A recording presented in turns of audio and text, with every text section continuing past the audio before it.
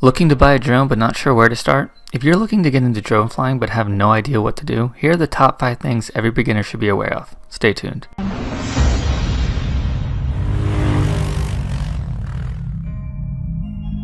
What's up everyone, John from DroneSourceBlog.com, and today I'm giving you the top 5 mistakes every beginner needs to avoid when just starting out with drones.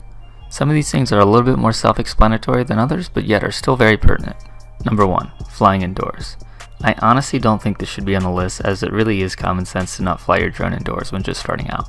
However, like anyone who has any experience with drones, we have all done it. There's honestly no reason to do it, yet we still do it. At least some of us do. For the safety of your drone and everything in your house, do not fly your drone inside. From personal experience, it is not worth it. Number 2. Going too fast without knowing what you're doing.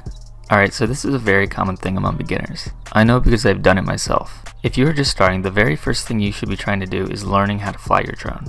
Well, that sounds like common sense, but what I mean by learning how to fly is that every beginner needs to practice flying at around 10 feet off the ground. You should learn how to take off correctly, land correctly, learn how to fly it in the wind, how to control it in gusts of wind, etc, etc. These are all the things that are seriously important to ensure your brand new drone, which you just spent anywhere from $50 to $500, doesn't crash. Number 3. Paying too much attention to all the features. Now this is a trap I feel like 99% of people fall into when just starting out, and it kind of mixes in with the previous mistake.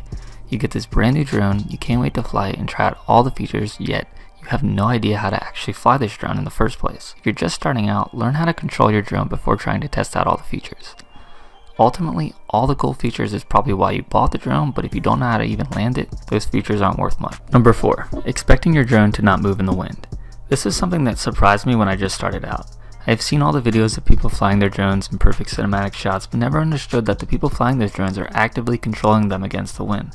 Flying your drone in the wind is a tricky task at first, and it certainly takes skill in order to master this. This comes with time, so definitely be careful and patient when you first start to fly. Number 5. Buying an expensive drone to start.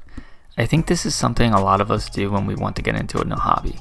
We see the coolest drone out there with all the features and the insane camera, and we think we need that drone in order to have fun. This of course isn't true, as anyone starting off needs a practice drone in order to improve. I recommend the T32 as a solid first drone, but this can be anything. You want something that is cheap in price but has high quality performance. The most important thing is to be able to crash it without worrying about you losing $1,000 since you just broke your brand new drone. High priced drones are certainly durable, but they shouldn't necessarily be the first thing you buy if you're just starting out. That wraps up the video today. If you aren't new to drones, make sure to drop a comment on some of the things you messed up when you first started. Check out the description below where you can see my video on the ideal first drone, and of course subscribe to the channel if you haven't already. Thanks for watching.